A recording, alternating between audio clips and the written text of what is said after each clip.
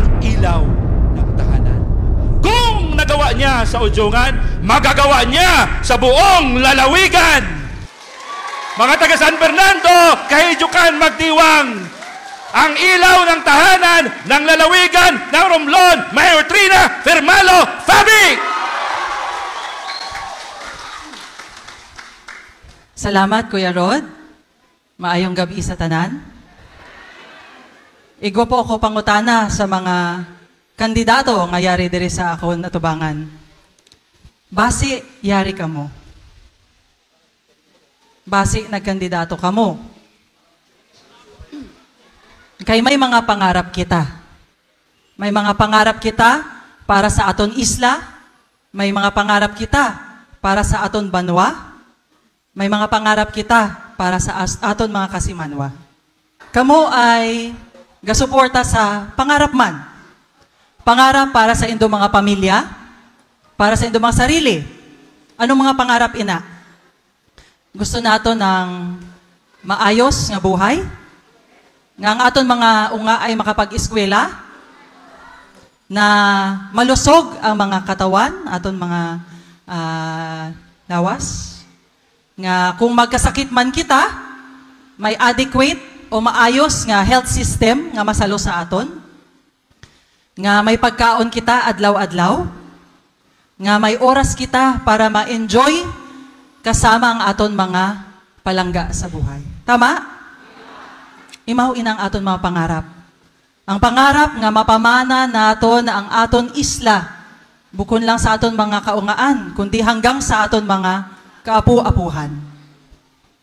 Nga kung ano man ang natamasa naton, na-enjoy naton, imaw man ang matamasa ng aton mga unga kag mga apo. Napakasimple po ng mga pangarap. Tama? Kag ang gobyerno po ay dapat magsuporta sa mga pangarap na ina. Dapat ang gobyerno po gataon ni mga pagkakataon kag mga tsansa sa mga tao para ma-enjoy ang buhay po kasama ang mga mahal sa buhay. Gani, yari po kami dere sa Indo Atubangan dahil gusto po namon ipaglaban ang mga pangarap na ina. Dahil gusto naton nga magkausa, na magkaisa po kita para sa aton mga pangarap. Tuna po ng Oktubre, kami po ng Team Serbisyong May Puso ay nag-file ng amon kandidatura. Tuna po ng Oktubre, kami po ay nagtiyog na sa tanan nga 17 nga banwa sa bilog ng probinsya ng Romblon, sa kadamo-damo nga mga isla. Sayot ba nindo na may isla po kita na mas malapit pa sa Mindoro kaysa sa aton? Ang Sibale. Ang Sibale kung sa diin waya ning regular trip sa kahit ano pa mang ibang bahagi ng Romblon. Kung magtransaksyon sinda sa Kapitolyo or sa Ujungan, mabiyahe sinda ng isa ka adlaw. Sayod ba nindo na ang mga namit namon, ang mga taga-Sibuyan, ang isang nanay, nag-unga. Ang problema, cesarean gali. Iya niya nasayuran nga cesarean ang kailangan or suli ang unga dahil waya ultrasound. Waya may makaperform ng cesarean diri sa Sibuyan, nagtawag sinda sa Romblon. Waya gihapon may ma-perform ng cesarean. Hindi na siya kaabot sa Ujungan. Ginpaunga ninda, patay ang unga. Taga-ipil. May namit man kami, mga taga-Hambil, San Jose, sa Carabao Island, malapit na sa Boracay. Na-stroke ang pasyente, kailangan dayon sa Ujungan. Nag-arkila pa sinda ng bangka, 3,000, para lang makakadto sa Santa Fe, tapos pa Ujungan. Imaw ina ang mga adlaw-adlaw na mga istorya nga nababatian namon sa mga tao pag kami ay nag-house to house, pag kami ay nagtitiyog. Nung isa ka adlaw, parehos kami ni Kuya Rodney nga nagtangis. Gali, ang bay niya, tangis si Trina. Sorry, mababa po ang kalooban. Pero nasa San Agustin kami, isa sa pinakamalayo ninda nga barangay, ginhambay ko lang man dito sa tatay, nga ang gusto kong mangyari, pagandahon ang mga ospital.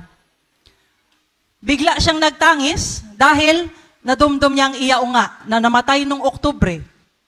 Ginsugod sa ospital, hambay niya, kadugay kuno bago natawan atensyon ng doktor. Gani ginaisip niya, kung posible ba na nasalba ang buhay ng unga kung natawan ng medical atensyon nga daan. Imaw po ina ang mga kwento na nakakaabot sa amon adlaw-adlaw. Gani sa pangutana nga, base yari kami, base yari ako, gatindog sa indo harapan. Kahit nambayon ninda nga kabugat ang laban, kay ang kalaban nindo ay damo ang kwarta, damo ang resources.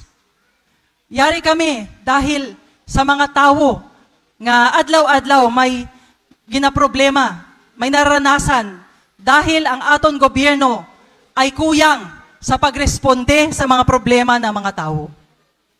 Ang amon prioridad, kalusugan, kaunlaran, kalikasan. Sa kalusugan, siguraduhon nga maayos ang aton mga ospital kag aton mga health center. Na dapat pagka mo nagkadto sa ospital sa Kayjukan, kompleto ang buyong.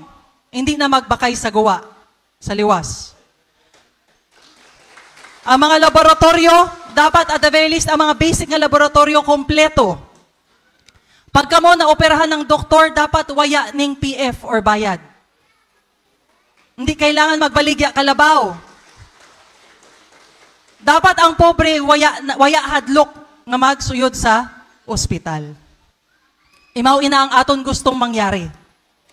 Nga may grupo na mga medical na professional gatiyog sinda sa mga kabaranggayan para mag-conduct ng libreng check-up, libreng pasukat ng salamin, may schedule ang mga espesyalista sa aton mga ospital, kagwaya gid kamo problemahon kay ang referral system gagana.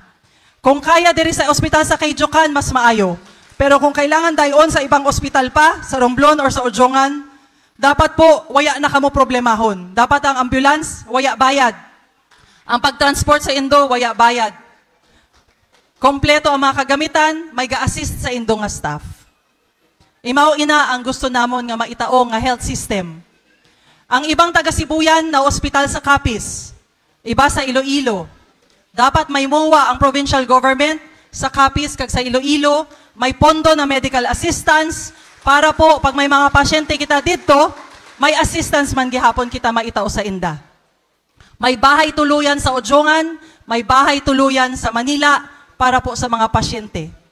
Kausap ko ang isang pasyente na taga San Fernando, sinda po ay gaupa pa sa Manila. Kasi 1 month na sinda sa Manila. Dapat po ina ay pwedeng ma-provide ng libre ng aton provincial government. Sa kaunlaran, dapat po ang probinsya ay ga-provide ng mga suporta para sa mga pangkabuhayan. Ang gusto ng mga kapital para po sa mga negosyo, ang mga gustong ma-improve ang inda mga negosyo, suporta para sa turismo dahil napakaganda po ng Sibuyan. Ang mga bisita gusto gid magkaridere. Ang isa ka problema, medyo malayo, mahirap ang biyahe. Paano pagandahon ang biyahe pakaridere? Paano suportahan ang turismo? Imaw ina ang mga gusto namon fokusan kung paano mapadali ang buhay para sa mga gustong magbisita. Kalikasan, nahambay na ni Kuya Rodney, yara ang amon commitment sa Indo nga hindi kami sa Mina kung hindi kamo sa Mina. The voice of the people is the voice of God. Kung ano ang gusto ng tao, yun dapat po ang masunod. Kung hindi kamo sa Mina, hindi kami sa Mina. Kag ipush gid namon po ang mga ordinansa kag mga batas para maproteksyonan po ang Sibuyan. Kami sa Ujungan, may 25-year moratorium kami sa large-scale metallic mining. So imaw po ina, kasi simple nga plataforma, pero ang pinakamahalaga po, ang isang gobyerno nga abot kamay. Ang isang gobyerno na mararamdaman po nindo, mababatsagan nindo. Mabutang kami ng Office of the Governor Help Desk, dere sa munisipyo ng San Fernando. May staff dira adlaw-adlaw. Kung kamo ay may kinahinangyan sa provincial government, sa Office of the Governor, ang mga kapitan may request sa barangay. Kung ang mga tao kailangan ng medical assistance or kung anumang klaseng assistance, hindi na kamo magkadto pa sa Kapitolyo, hindi na kamo magkadto sa Ujungan. diri na lang po sa Office of the Governor Help Desk. Makikita po nindo kami bukod lang pag malapit ang eleksyon. Regular kaming mabisita diri sa Indo para makita kung ano mga pangailangan nindo. Gani ang pangabay ko sa Indo, mga kasimanwa. Niyan hay turning point sa aton kasaysayan. Siguro po, pag ini nga grupo, pag maperde pa kami, sa masunod, waya na po may malaban pa sa inda. Waya na po may matindog. Kay ubos na gid. Sa inda na tanan. Control na po ninda tanan. Gani, wag niyo pong aksayin ang pagkakataong ito. Wag niyo pong sasayangin ang pagkakataon na magkaroon tayo ng gobyerno na talagang abot kamay, magmamahal sa tao, at gagalaw para mapaganda ang buhay ng bawat isa. Suportahan po natin ang Team Serbisyong May Puso. Vice Governor Rodney Galicia, taga Sibuyan na gid. May prinsipyo, gatindog. Ang mga panlalawigan members, Kari Falkulan, isang doktor, ma-focus sa kalusugan. Japet Rios, ma-focus sa kabataan, #1 kagawad sa poblasyon San Agustin. #7, Mayong Roldan, isang graduate ng abogasya, ma-focus gid sa mga ordinansa kag mga batas nga kailangan naton. #9, Auratan, ma-focus sa mga maliliit na negosyante, sa mga kababaihan. Kag ang pinaka-importante po, no, ang grupo nga ini. Ano ang trabaho ng Sangguniang Panlalawigan? Gumagawa ng ordinansa, nag-aaproba ng budget. Kung magdaog ako bilang governor, gusto ko butangan ng dako nga budget ang aton ospital sa Kayjukan, ang health center diri sa San Fernando. Kailangan ko ng Sangguniang Panlalawigan na masuporta sa programang ina. Gani, kung pwede po, suportahan po nindo ang buong grupo nga ini. Kag syempre pag-abot sa munisipyo, kay syempre ang provincial government mababa ng mga programa sa munisipyo, suportahan naton ang Team Nanding. Na ang grupo nga ini, nagpakita ng prinsipyo, dedikasyon, sakripisyo, paglaban para sa Indo kag sa kalikasan. Wag niyo pong sasayangin si Nanding Marin.